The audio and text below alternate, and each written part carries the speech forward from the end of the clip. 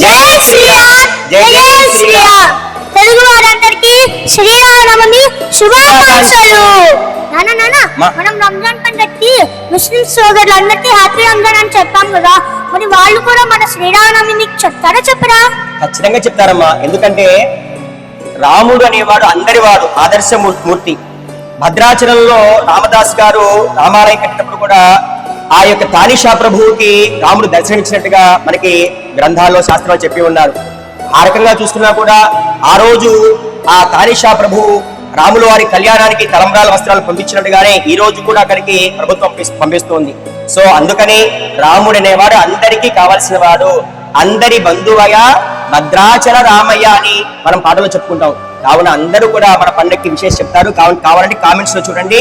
కావున అందరికీ శ్రీరామనవమి శుభాకాంక్షలు. ఛానల్ ని సబ్స్క్రైబ్ చేసుకోండి. జై